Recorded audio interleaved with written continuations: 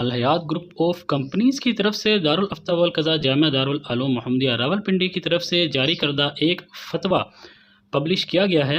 اس فتوے کا متن کچھ یہ ہے۔ کیا فرماتے ہیں اس مسئلے کے بارے میں کہ الحیات گروپ آف کمپنیز پراپرٹیز کے ساتھ ساتھ sports, I T solution, rent a car, construction and building, dairy farming وغیرہ کاروبار میں شراکت کے لیے انویسٹمنٹ لیتی ہے اور اس پر اپنے انویسٹر کو ماہانہ 40% شیئر کرتی ہے اور ایگریمنٹ کا دورانیہ 16 ماہ کا ہوتا ہے۔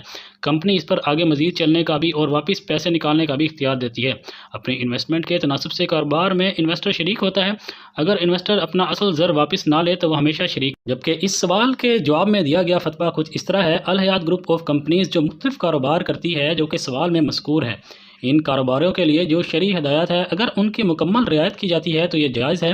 نیز عوام الناس سے شراکت کی بنا پر جو انویسٹمنٹ لیتے ہیں، سوال میں جو نوعیت درج کی گئی ہے، جو بھی نفع آئے گا اس کا 40% انویسٹر کو دیا جاتا ہے اور انویسٹر اپنی انویسٹر کے مطابق نقصان میں بھی شریک ہوتا ہے اور یہ ایگریمنٹ 16 ماہ تک ہوتا ہے۔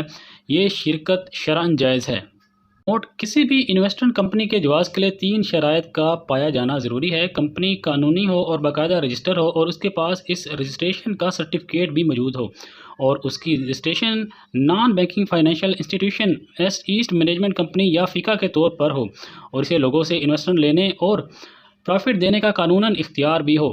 نمبر 2، کمپنی کی نگرانی مستند مفتیان کرام کر رہے ہیں جو اس میدان میں مہارت رکھتے ہوں۔ نمبر 3، یہ مفتیان کرام کمپنی کے افعال اور آمدنی کی نگرانی اور ان کے درست ہونے کا واضح سرٹیفکیٹ دیں اور پیش آمد امور میں شرعی رہنمائی کریں۔ لہٰذا اگر ان مذکور تمام شرائط کا لحاظ کیا جاتا ہے تو الحیات گروپ آف کمپنیز کا کاروبار درست ہے اور اس میں انویسٹمنٹ کرنا اور نفع حاصل کرنا شرعاً ضروری ہے۔ ناظرین، یہ تھا دارالعلوم کا وہ فتویٰ جو الحیات گروپ آف کمپنیز کے متعلق جاری کیا گیا۔